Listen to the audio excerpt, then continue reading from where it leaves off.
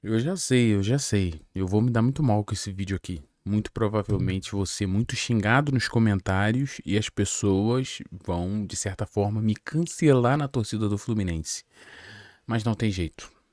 Eu preciso tocar nesse assunto.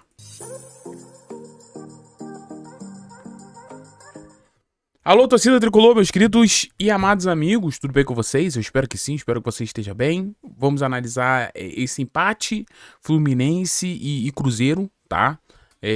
Eu tenho uma opinião um pouco polêmica sobre esse vídeo, então esse resultado fica comigo, né? Muito provavelmente ninguém vai falar disso. Eu acho que dessa vez eu vou conseguir fazer aquele tipo de análise que ou eu vou ser totalmente, né, destruído por fazer essa análise. Mas vamos lá, meus amigos.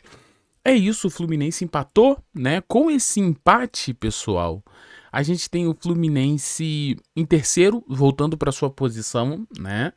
E, e é isso, cara. Um ponto enfrentando aí o Cruzeiro. O Cruzeiro. Cara, eu já quero muito comentar um pouco sobre o resultado em si.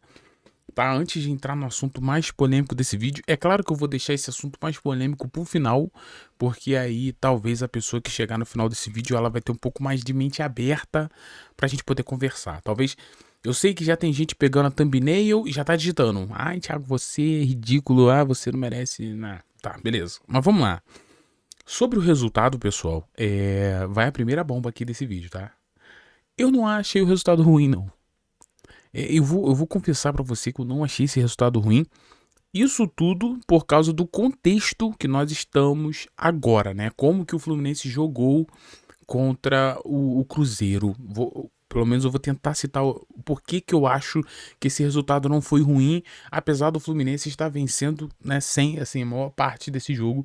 O Fluminense ficou vencendo ali, fez o gol aos 42, desculpe, e o Matheus Pereira, com desvio ali do James na barreira. Ali é fatalidade, tá, pessoal? Ali é azar, tá? Mas ali o Fábio ainda tentou e tal, mas tudo bem. O problema foi a origem, né? A origem. Ok, mas vamos lá. Falando sobre o placar. Por que eu acho que esse placar aqui não é ruim, senhoras e senhores, né? Como muitos querem aí. Não, talvez, não sei.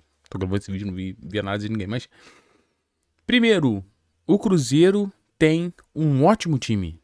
Primeiro ponto. O adversário é muito bom. Tem um bom meio de campo. Tem um bom ataque, que ainda bem hoje não funcionou. Né? O Cruzeiro teve algumas chances ali, na minha visão, claras de gol, mas principalmente no primeiro tempo, e não conseguiu aproveitar. Maravilhoso, né? Muito bom mesmo. E o Fluminense também foi para um jogo poupando um pouco, né, tentando ali amenizar toda a sobrecarga que os jogadores estão vivendo, né? Lembrando que o Fluminense não teve férias, né? Ou teve a férias encurtada, né? Teve que fazer um pré antes e tudo mais. Então, assim, o desgaste que os jogadores do Fluminense estão chegando agora é maior do que os jogadores de outras equipes pelo contexto. Por isso que agora vai ter a férias dos jogadores. Eles vão ficar ali 22 dias descansando. Tá bom? Então, assim, eu acho que por todo esse contexto, eu acho que o Fluminense conseguiu, de certa forma, mesmo a trancos e barrancos, segurar o Cruzeiro, né? Gosto dessa estratégia de você dar a bola para o adversário, você ficar atrás das linhas e ficar ali esperando, né, o contra-ataque. Eu não gosto. Eu não, nunca. Eu acho que o futebol é feito para ser jogado, né? Mas eu entendo totalmente que isso é uma estratégia, que isso é um jeito de ganhar também, e hoje o Fluminense consegue pontuar no Mineirão, né? Pontuar fora de casa, que é um dos problemas desse time de Zubeldia. O Fluminense tem dificuldades em ganhar pontos, captar pontos fora de casa. Dentro de casa costuma ser um monstro, né? E fora de casa costuma ser bem limitado. Então, assim, por todo esse contexto, eu acho que foi um bom resultado, né? É um bom resultado no Mineirão você empatar com o Cruzeiro. Queria a vitória? Queria a vitória. O Fluminense mereceu a vitória? Então, né?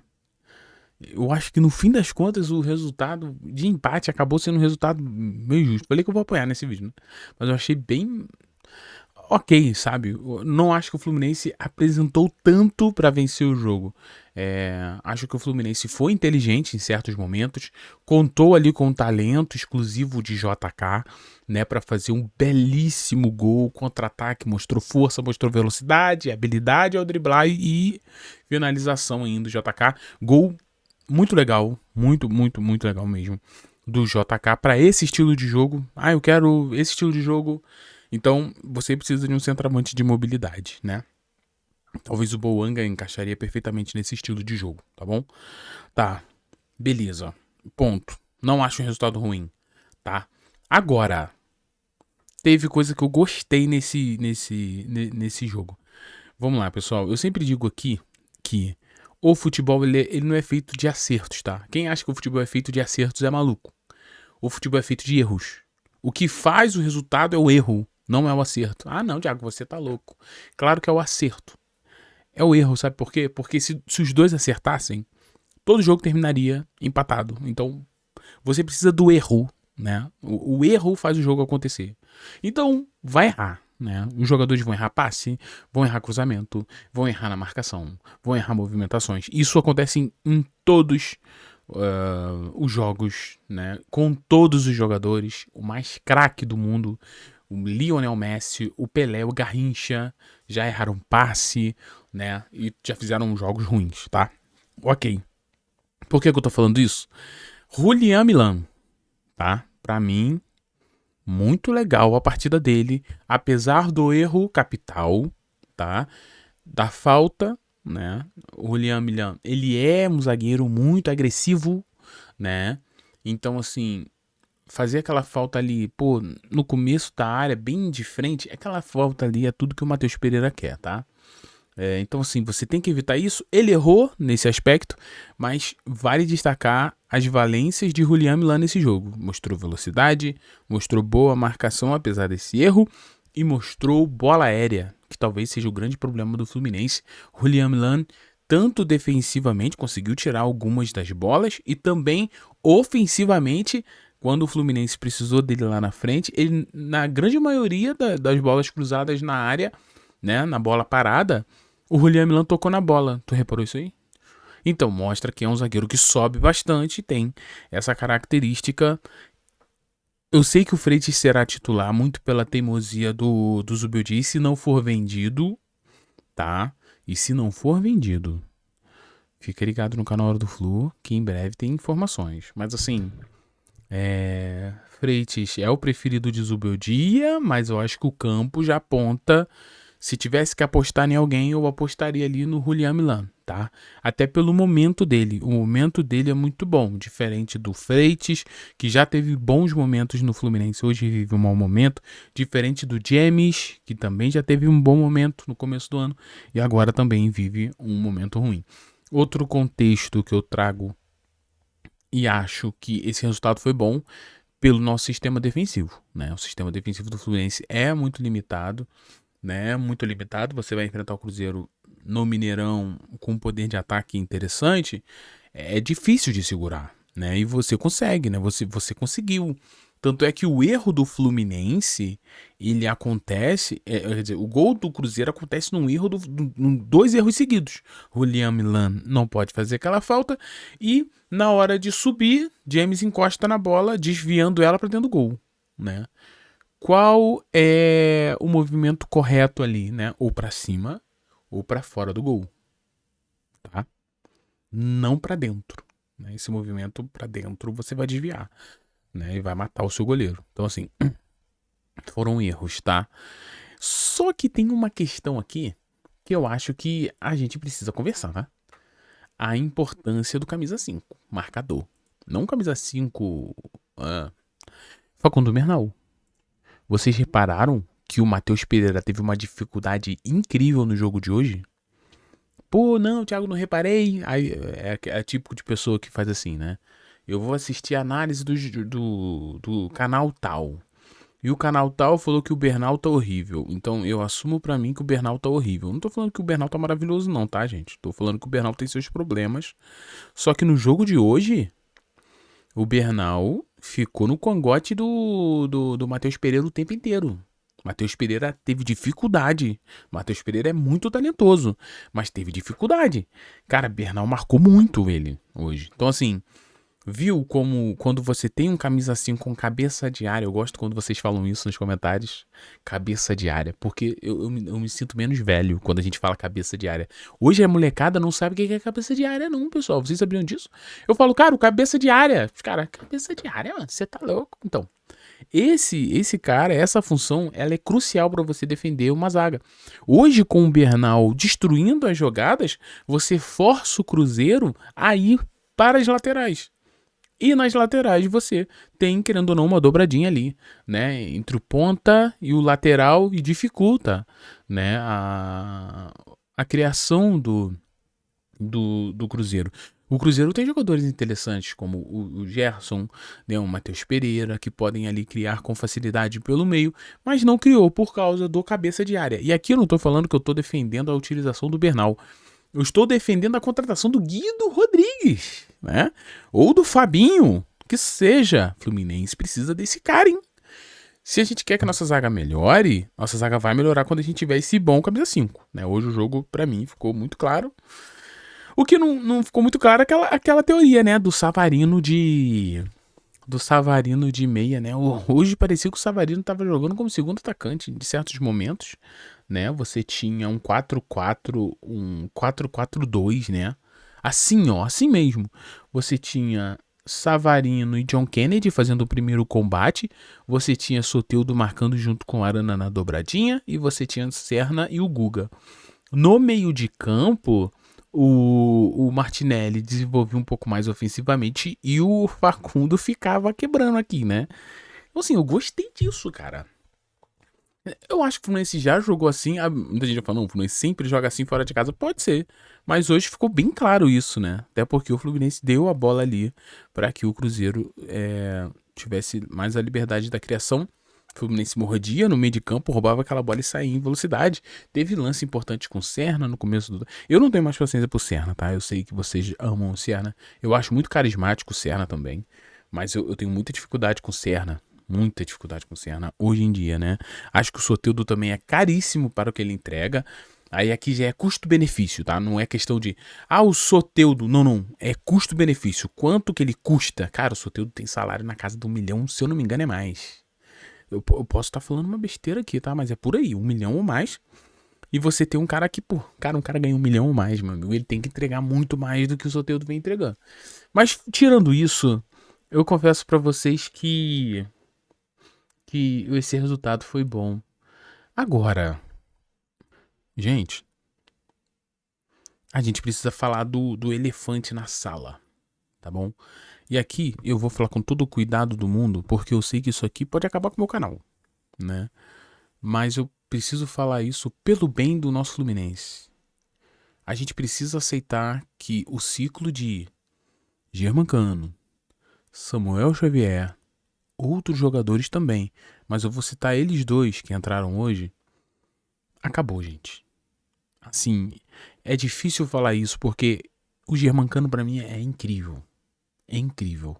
Agora, alguém precisa tocar nesse assunto dentro do Fluminense. Né? Você dispensou ali o Paulo Henrique Ganso.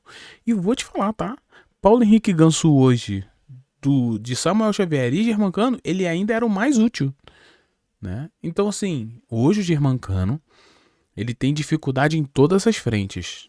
Domínio, mapeamento, se movimentar e o pior deles, dentro da área. E eu sei que parece que eu tô falando por causa do lance, que a bola sobra pra ele. A bola não sobra necessariamente pra ele, há um desvio do jogador do Cruzeiro que impossibilita, né? Só que, gente, a desenvoltura do Germancano para chegar naquele lance mostrou muita dificuldade. E isso é normal. Pela idade, pelas lesões. Isso é normal. É natural que o Germancano perca a sua mobilidade, tá? Isso é natural, pessoal. Isso não é teoria da conspiração. Isso é natural. Agora, o que não pode acontecer é que se Germancano virar a esperança do Fluminense de gols. Isso não pode acontecer mais. E o Germancano tem um salário igualmente alto, igual do Ganso, igual do Samuel Xavier. E isso precisa ser resolvido dentro do Fluminense. Claro, com muito respeito, com muito carinho, sabe? Com honra, que é o que eles merecem. São jogadores importantes para a nossa história de uma grande conquista. Só que hoje não dá. Infelizmente. E vou dizer aqui uma coisa. Zubeldia, eu sei que era o Cubeiras que tava na beira hoje, né? Cubeiras que tava na beira. Mas já tá feio, hein? Já tá feio. Eu tô falando aqui que já tá feio. Quando o Fluminense está perdendo, você coloca os meninos para correr atrás. Mas quando o Fluminense pode estar ganhando, que você já vem com os jogadores, com os aposentados, para tentar dar uma moral. Pô, tá feio. Tá feio tentar dar moral para jogadores que não vem rendendo e isso prejudica. Não tô falando que o Fluminense empatou por causa disso. Porque o gol, a entrada dos veteranos acontece na falta que vai sair o gol. Então, assim, não necessariamente eles foram culpados. Mas, poxa, o Fluminense poderia ter desenvolvido um futebol diferente se colocasse os meninos. Gás, vigor para correr, para jogar, quer se provar, diferente de jogadores que já jogaram, já venceram, já foram campeões e já estão no fim da sua carreira. Então, assim, a gente tem que pensar mais no Fluminense nesse aspecto. No aspecto de futuro, no aspecto da idolatria e até onde isso atrapalha as questões e objetivos do Fluminense. Lembrando, o Fluminense é eterno. Ele continuará existindo, né? Até eu, quando partir, os próprios jogadores, quando saírem, você vai ter o Fluminense buscando a sua glória. Buscando objetivos, buscando os títulos. E isso precisa ser prioridade, né? Não a utilização de jogadores que não vêm conseguindo atuar, tá bom? Mas é isso, eu achei o resultado bom, ainda mais pra gente agora pensar na Copa do Mundo, e aquele tá de pé, tá? Já comprei minha camisa do Brasil, já. Vamos fazer vídeo aqui no Brasil, nós Fluminense Brasil, mas as apurações não param. Thiago Manula está proibido de parar de trabalhar, tá? E eu acredito que a gente vai trabalhar mais na Copa do Mundo do que fora da Copa do Mundo nas apurações, tá bom? Então acompanhe o canal Hora do Flu para você não perder. Em breve já tem notícia exclusiva aí. Estamos finalizando mais uma informação importante. Então fique ligado no canal para você não perder. Beijo no seu coração, muito obrigado pela presença de todos vocês, né? É isso. E partiu Copa do Mundo! Partiu Estados Unidos! Um beijo para quem fica. Quem der, hein? Quem der, eu vou vir de casa mesmo. Um beijo no seu coração, fiquem todos bem, tchau e valeu, pessoal.